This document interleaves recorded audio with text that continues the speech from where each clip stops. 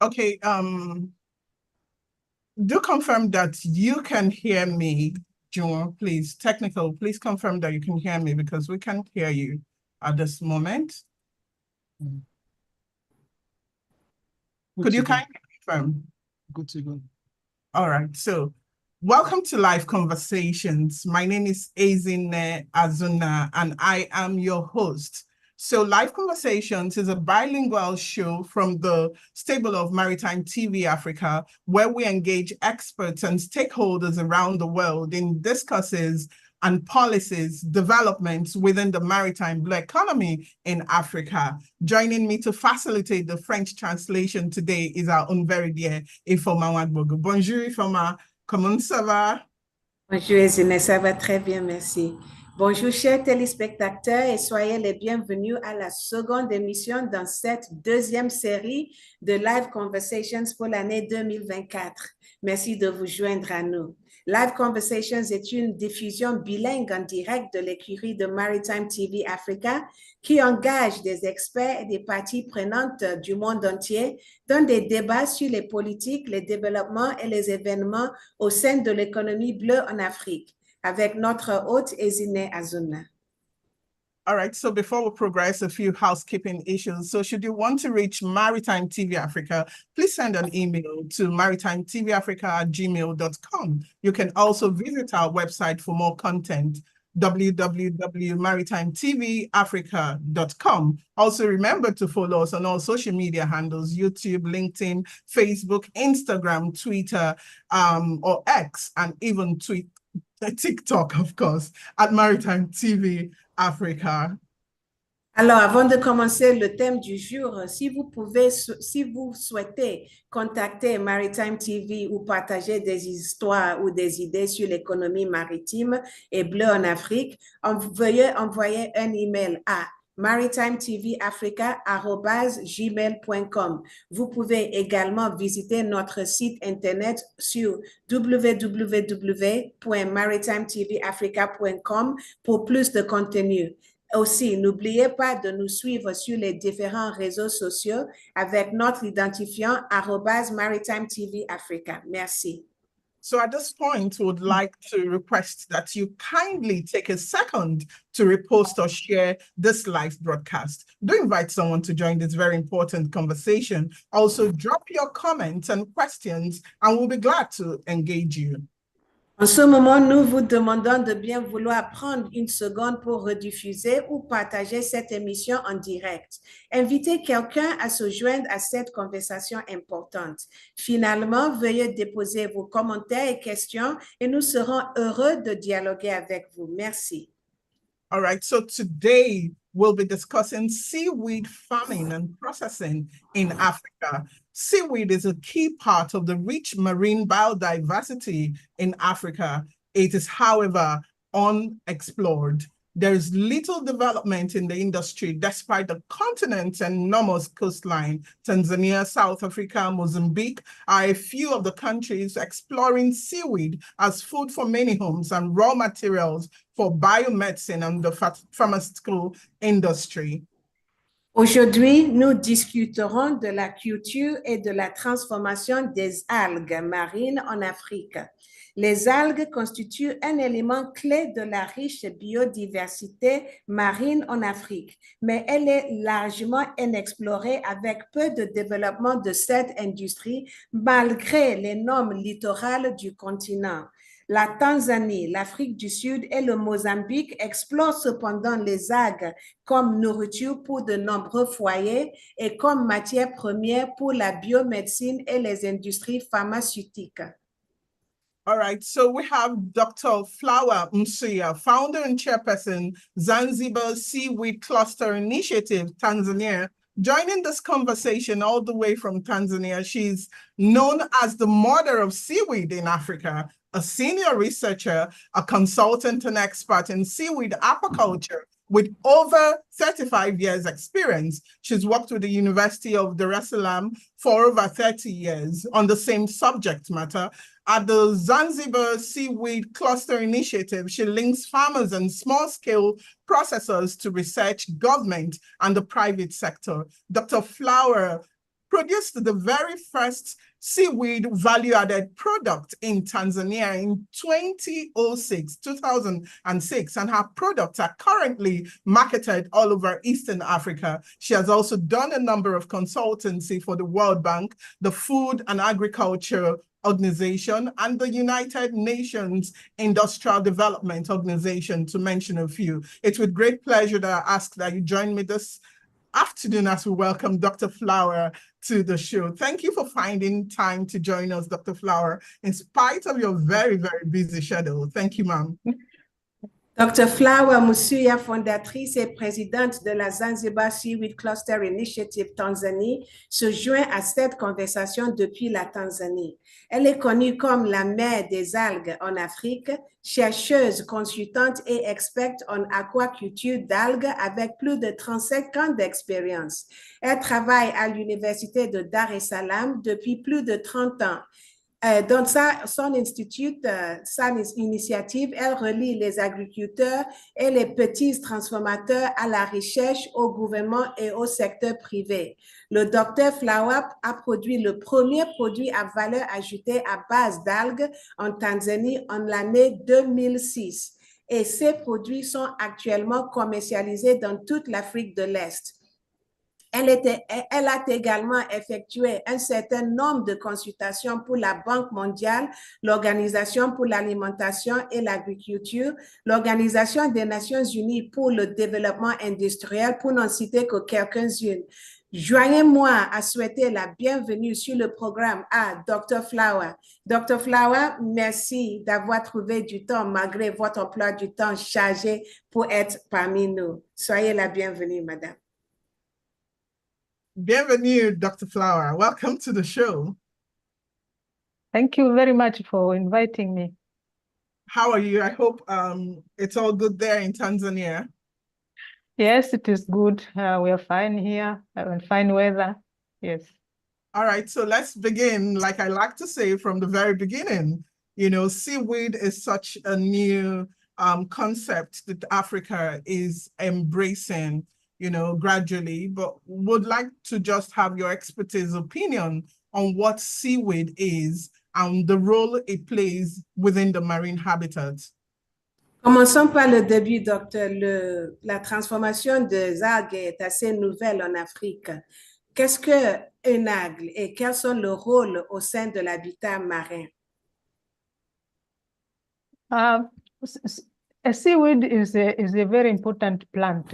They are plants that grow in marine waters, in the oceans and seas, and they are actually primary producers. They produce food.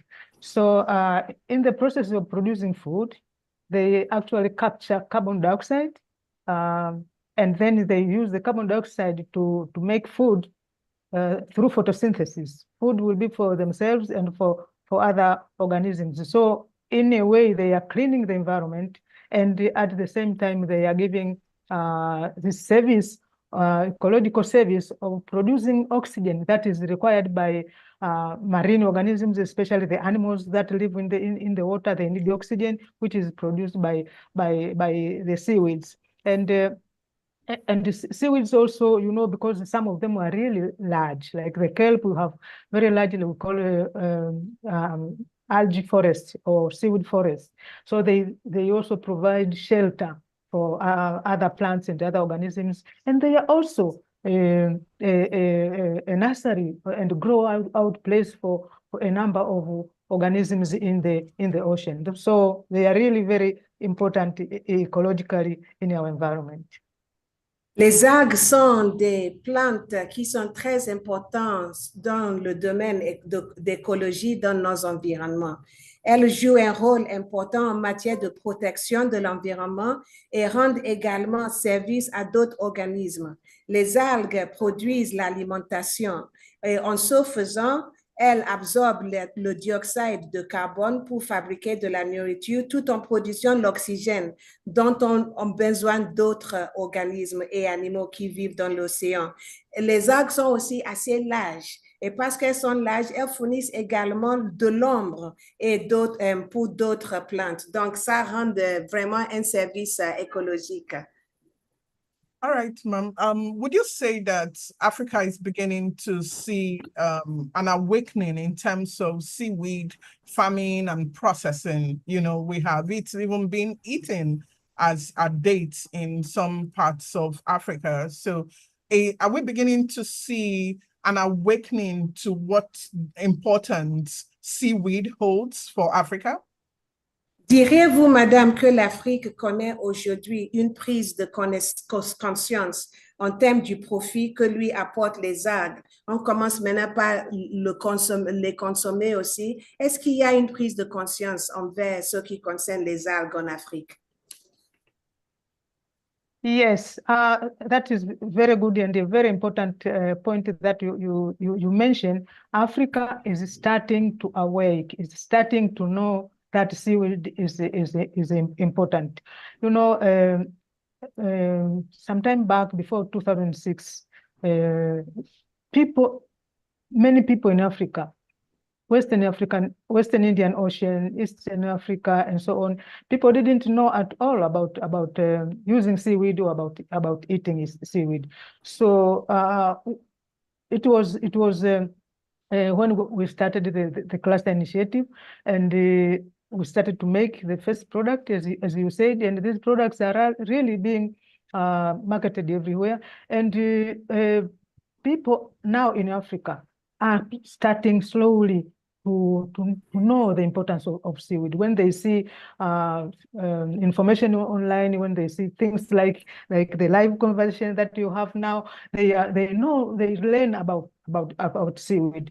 And I would say that Africa is now really starting to see this important product. If we are actually producing seaweed, well, why not use it? So it needs to really, Africa needs to wake up more and more to see the importance of seaweeds. All right, Oui, so, okay, over to you, Thomas, sorry. C'est une question très importante que vous me posez là, madame.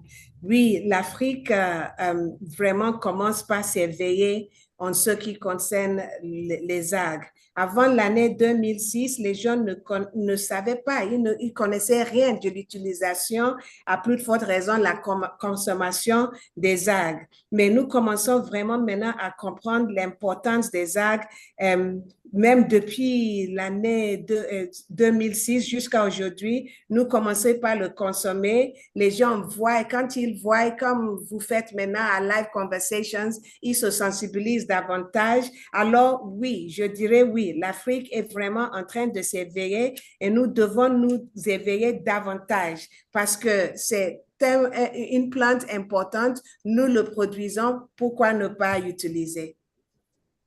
All right, thank you, Thomas. So, Dr. Flower, you know, the initial concepts many of us had about seaweed was it's just the same as grass. So, are there scientifically proven health benefits of seaweed to humans? You know, because until this awakening, you know, the recent awakening, many of us have just thought of it as even a nuisance on the waterways. Oui, le docteur, est-ce que vous pouvez nous expliquer davantage? Avant, comme vous dites, avant cette prise de conscience, la plupart des gens pensaient que les algues étaient juste comme les herbes. Y a-t-il des bienfaits connus pour la santé? Parlons-nous un peu de bienfaits des algues parce que nous ne connaissons pas grand-chose sur ça. That is really interesting. Yes, people think seaweeds are just grass. Yes, yeah, but seaweeds are more than a really a good resource, and there are really scientific proofs of the benefits of seaweed in human bodies. You know that seaweeds actually as humans in our bodies, we need about 102 different nutrients for our health, and seaweed has 99 out of the 102 nutrients. So they are really very, very nutritious. In seaweeds, we find minerals such as calcium, magnesium, and so on, but mostly the micro nutrients. We have a lot of iron in seaweed, which is, we know iron is very good for our blood, for bones. We have manganese, we have zinc, a lot of these micro elements that are needed for the body. And seaweeds also contain proteins. So we have a lot of protein in some seaweed species. And not only that, also in seaweeds, we also find nutrition products like carbohydrates, like vitamins. We have vitamin C, vitamin B complex. So really, all these have been shown that the seaweeds contain these nutritional elements that are really very important for our bodies. C'est intéressant, oui, les gens croyaient vraiment que c'était des herbes avant, mais je dois vous dire que les algues sont très, très, très importantes pour le corps humain. Vous savez que le corps humain a besoin de 102 nutriments. Savez-vous que les algues contiennent 99 de ces nutriments dont a besoin le corps? Donc, c'est naturel, c'est sain et ça pousse dans l'environnement. Elles sont très nutritives avec beaucoup d'éléments, comme j'ai déjà cité. Nous avons le fer, l'iode et les algues aussi contiennent beaucoup de vitamines. Les algues contiennent les vitamines C, les vitamines B et beaucoup de protéines nécessaires à l'organisme. Donc, soit assez bien fait, elles peuvent aussi être utilisées comme aliments naturels et nutritifs. Les algues sont vraiment bien pour le corps et la santé humaine. All right, thank you, Doc. That statistics, it's quite interesting. 99 out of the required over 100 nutrients. You better show me where to get seaweed right away. So let's just also look at the difference, between the natural seaweed that grows in the natural habitat in terms of the sea, and the seaweed that's cultivated, via aquaculture and all that. In terms of quality, have you spotted any difference as an expert? The tendency is for the wild catch to be preferred than that which is grown. So in terms of seaweed, is there any disparity? Merci pour la réponse, docteur. C'est très intéressant. Je ne savais pas des aliments nutritifs, 99 de 102. Moi, je veux vraiment manger les algues. En aquaculture, on voit des algues naturelles et puis aussi, il y a les algues cultivées. Y a-t-il une différence entre elles, notamment au niveau de la valeur nutritionnelle qu'elles offrent? Yes, all right. Thank you for that question. Actually, it depends when we talk about differences between naturally growing seaweed and cultivated seaweed. It depends on how it is cultivated, what is the environment, what are the conditions that the seaweed is cultivated. So if a seaweed is growing, for example, in the wild, and it is taken from the wild and planted in the same conditions, like in the wild, no additional nutrients, for example, it will be the same. But when we transfer them and plant them in farms, there are nutrients coming into the ocean through surface runoff from the land. Nutrients come, so we have additional nutrients that come in there. So this way, it means that the seaweed will have a higher quality. I give an example. For example, if you take the green seaweed ulva that is found in the wild, if you measure the protein content of ulva, it will be around 11–12%.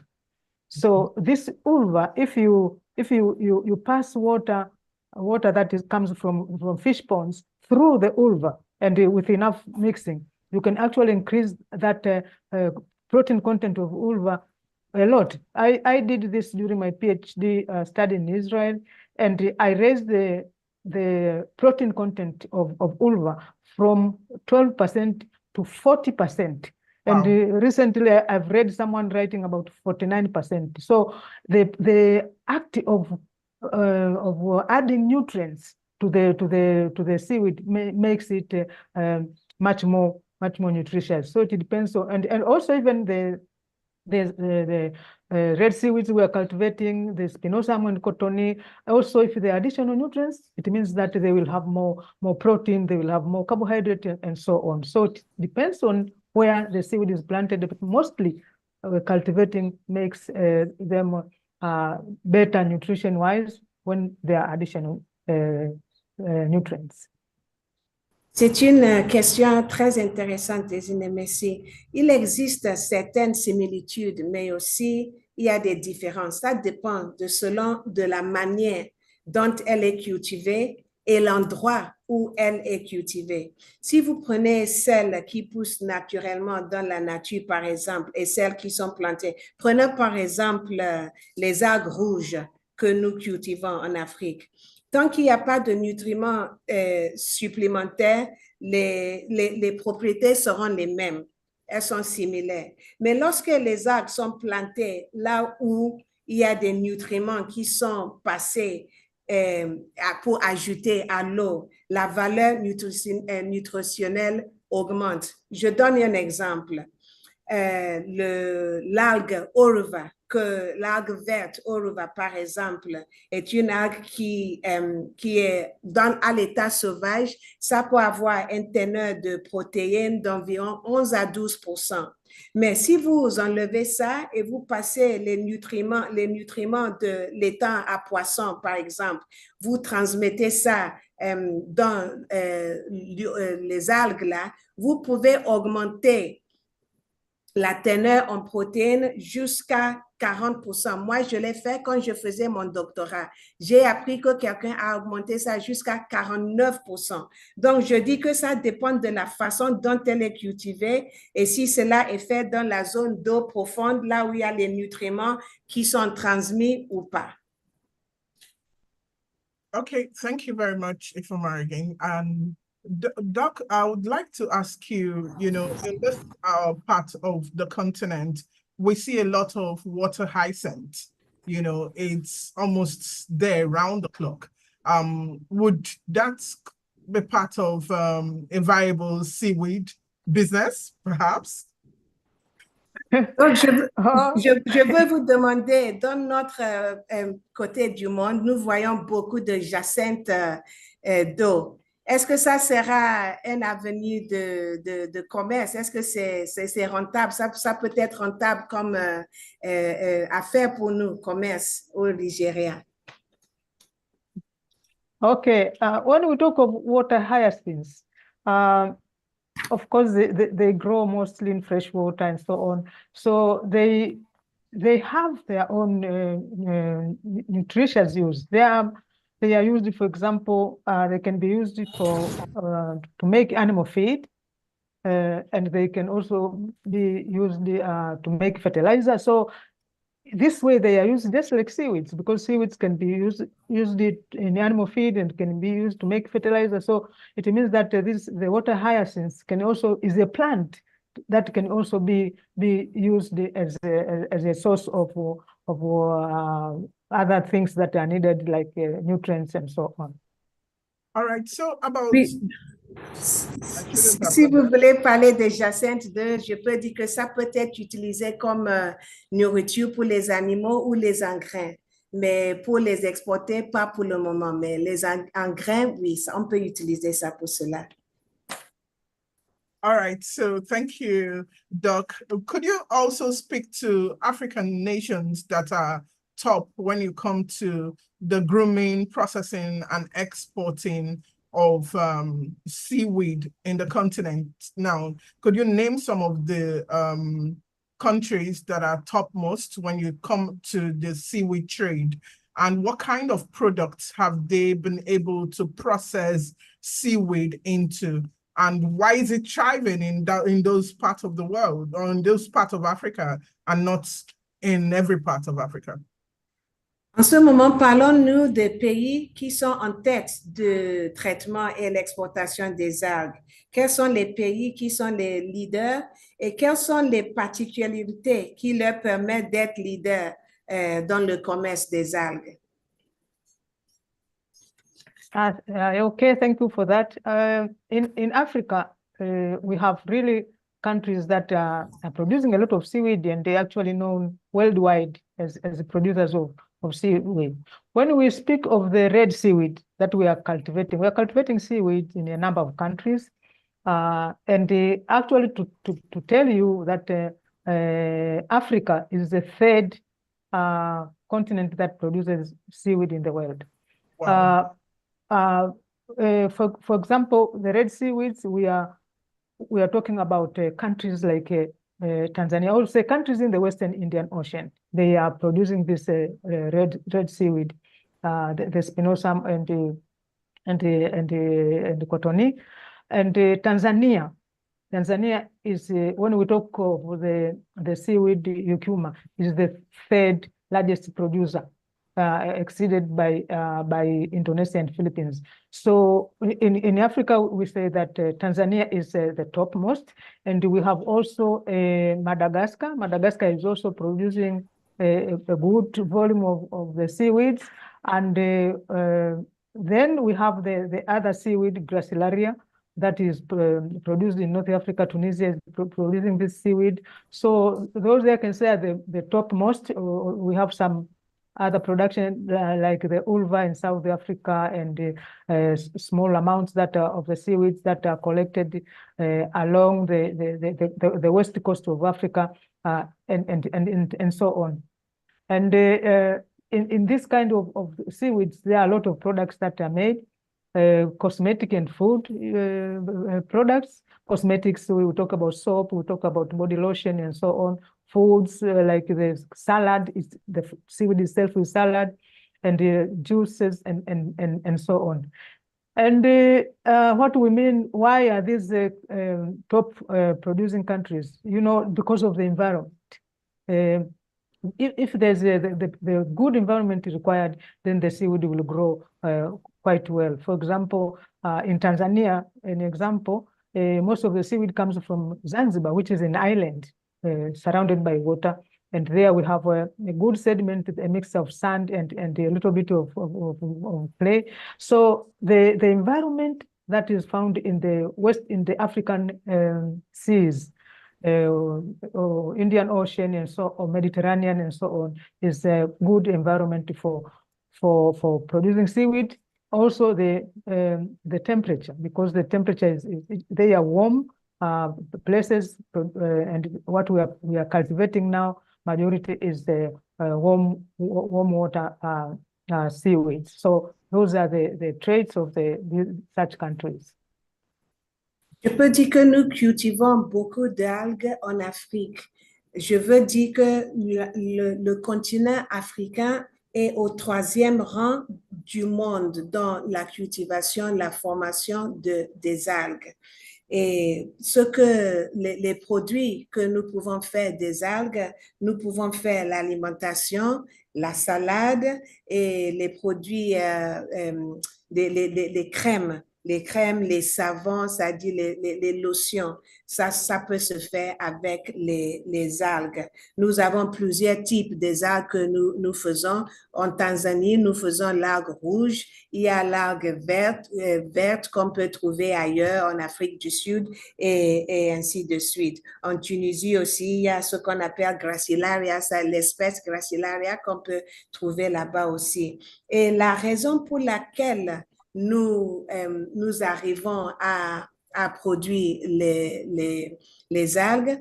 En Tanzanie, Tanzanie est la plus grande producteur des algues, je peux dire, en Afrique. Et vous voyez, en Tanzanie, ça se produit en Zanzibar. Zanzibar, c'est une île. Il y a aussi Madagascar qui est une île là où on peut trouver les algues. Et pourquoi on trouve ça là-bas? D'abord, il y a la température.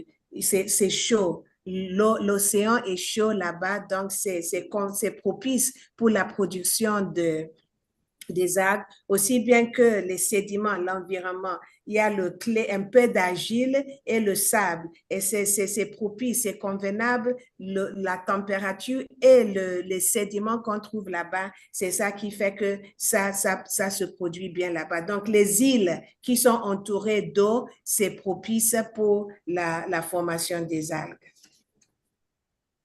Doctor, please, could you speak to overfishing? So in the regular fishing sector, we have issues with the IUU already, where it said that our fishes are overfished. You know, is it possible to overfish or over-harvest seaweeds in such a way that becomes detrimental to the marine habitat? Vous pouvez nous parler un peu de la surpêche. Est-ce possible d'avoir la surpêche des algues? On a déjà ça avec les poissons pour les DIE, mais DII, parlons-nous un peu de surpêche. C'est possible? Yes. When we talk of harvesting, over-harvesting, you know, in anywhere where you go, if you take more than what is coming in, you're already doing the over-harvesting. That's the essence also of IUU. So for the case of seaweeds, if we continue to harvest, as we have seen, seaweeds are shelter, seaweeds produce food for other organisms in the ocean. So when we remove them, it means that we are disturbing the ecosystem. So if we continue harvesting, for example, and sustainability is impossible, which means that we are actually harvesting more than the growth rate of the seaweed. It means we will end up removing almost everything. And if we remove everything, then the ecosystem is in balance. If there is no food for other organisms and all these essential services that the seaweeds give. So yes, if we are not careful, we should cultivate more as much as we can. But if we are not careful, if we continue to harvest if we harvest much from the wild, then definitely we will over-harvest it and we will not have enough seaweed anymore. En un mot, je peux dire oui. C'est bien de cultiver les algues, c'est bien d'en produire, mais il faut que nous fassions attention, puisque j'avais déjà mentionné que les algues ça donne l'ombre, ça donne l'alimentation, ça protège le système, l'habitat aquatique. Donc, si nous récoltons plus que nous en produisons, ça risque de causer une perturbation de l'écosystème qui peut nuire aux choses. Donc, je dis, c'est bon de faire la cultivation des algues, mais nous devons faire très attention à ne pas trop faire, parce que s'il y a trop de récoltes, plus que ce qui rentre, nous allons perturber l'équilibre. As someone who had played in this industry or have played in this industry for a long time, what do you see as the primary challenge, you know, of exporting seaweed and other products, you know, seaweed made from seaweed? What's the challenge that you have had to face or that people within your industry face from Africa to either Europe or out of the continent? En tant que partie prenante majeure dans ce domaine, quel est le défi principal de l'exportation des algues que vous avez constaté? Yes, okay. In the seaweed industry, our export of seaweed, the market depends on the world market. And we are actually exporting seaweed to other countries, and we depend on the current situation of the world market when we are exporting. So, for example, if we are exporting to Europe, to France, or to USA, or to Denmark, and at that time, the importing countries want only a certain amount of seaweed. So they say in this quarter or in this month, we want this amount of seaweed. So if they want 20 tons, we will have to send 20 tons. If they say 1,000 tons, we will send 1,000 tons. So that is a big challenge, because then sometimes our farmers have a lot of seaweed that is piled at home. They can wait sometimes up to 3 months without selling, because the exporters are not buying. So that becomes a real challenge. And also, when there's a lot of production in Southeast Asia, for example, Philippines, Indonesia, those areas are closer to the importing countries than all the way to Tanzania or Western Indian Ocean. So the importing countries will buy more from Asia when there's more production in Asia. When it comes to products, our products, to export our products, we need all these barcodes and everything, and very fine mixing and everything, which is something that we are still struggling with in most of our countries. So to export the products, we really need to have very good products that are mixed very well, packaged very well, and actually one is constant supply of the required goods. So it's a play. We will reach there. We are going slowly, but we will reach there. Oui, le principal défi que je peux citer, c'est que notre exportation des algues est dépendante au marché international. Nous exportons vers les États-Unis, le Danemark, la France. Si nos importateurs nous disent, par exemple, pour ce trimestre, nous voulons 20 tonnes, 1000 tonnes, nous sommes obligés de donner ce qu'ils demandent. Ça peut dire que nos agriculteurs, ils peuvent rester 3 mois comme ça avec leurs algues sans exporter. C'est frustrant.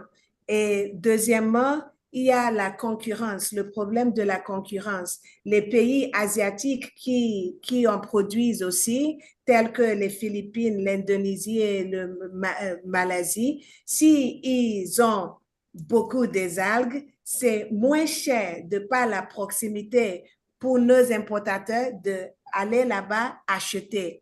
Ça, c'est un problème pour nous. Ça diminue nos profits, ça diminue notre pouvoir d'exporter. Aussi, la sophistication d'emballage, les codes de vente et tout cela, c'est lent.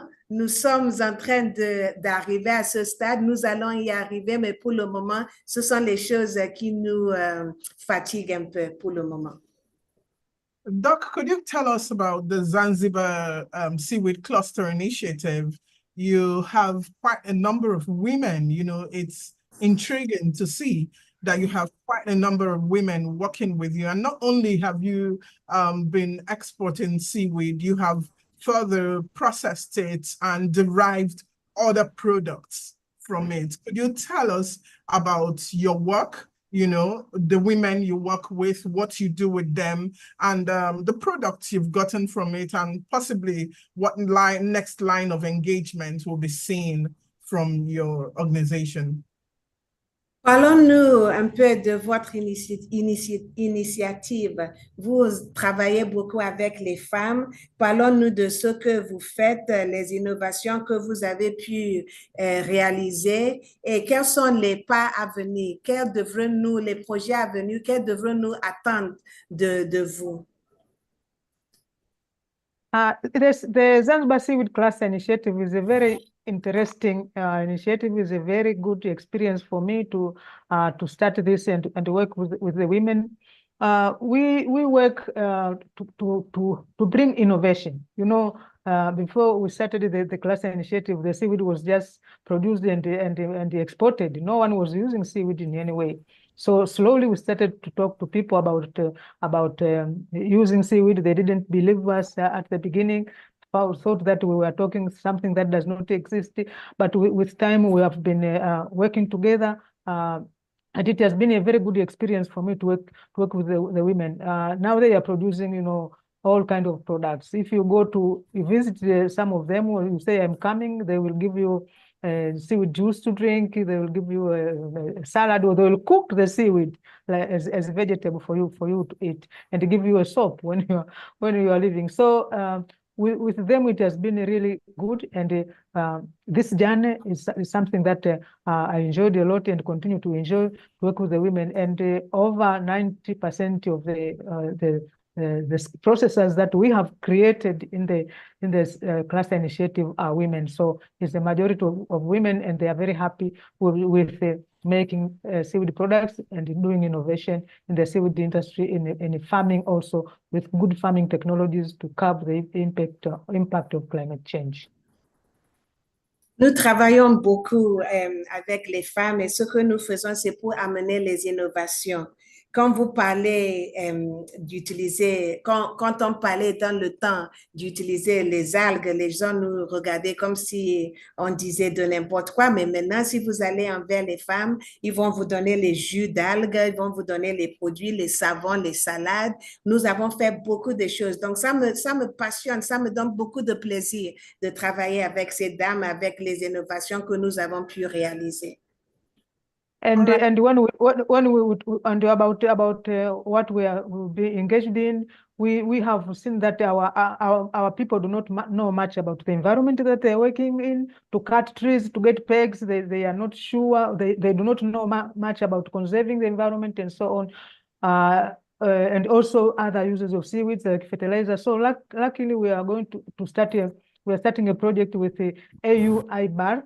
To train the people about conservation, the importance of conservation in the area that they are working with, and also working with our colleagues at Rhizome from France and Madagascar to look at ways of making seaweed fertilizer. So these are just experiments. They need to be expanded and actually disseminated to the people. So that we should maybe I would say that join forces to actually make sure that this is realized.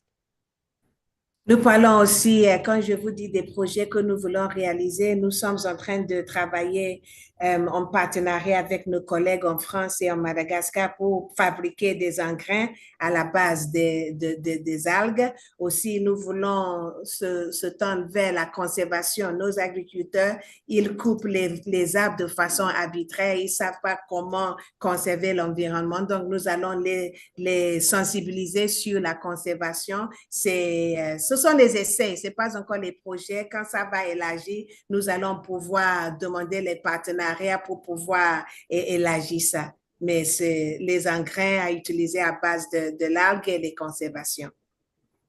All right, thank you very much, Dr. Flower Msuya. So should you want to actually reach the Zanzibar Seaweed Cluster Initiative, they have a website online, and if you would just type in or Google the name, they would pop up, and you can reach out to them and be part of the good work they are doing. Dr. Flower, we must say that your work is profound, you know, and it's been an honor having you on the show today. Thank you for what you are doing, you know, across Africa. We have no doubt that we would extend further invitations to you. Thank you so much, ma'am, for being on the show. Si vous voulez vous associer avec l'initiative, vous pouvez les chercher sur leur site Internet. Ils sont là. Et Dr. Flower Msuya, votre travail est profond. Et ce fut un honneur de vous avoir à l'émission. Et aujourd'hui, nous vous disons merci et nous sommes sûrs que nous allons lancer encore une invitation envers vous. Merci, madame. And so we also appreciate Stack Marine Offshore for their continual support of this program. We thank you, our dear viewers, for joining this episode of Live Conversations. And we'll be back again with another interesting episode next Monday at 12 noon GMT +1. Happy Children's Day from all of us at Maritime TV Africa to every child in this continent. You're the future Africa is counting on. I am Ezine Azunani from Awangogo, facilitated the French translation. Merci, chers téléspectateurs, d'avoir suivi cet épisode de Live Conversations avec nous. Merci également à Stack Marine pour le soutien continu. Nous disons bonne fête des enfants de notre part à tous les enfants en Afrique. Vous êtes l'avenir sur lequel compte l'Afrique. Donc, chers téléspectateurs, à lundi prochain, 12h GMT + 1, lorsque Live Conversations reviendra à votre rencontre. C'est au revoir de la part de Maritime TV Africa. Au revoir. Au revoir. Bye-bye. Thank you, Doc. Thank you, Doctor. Au revoir. Thank you. Bye-bye. Bye-bye.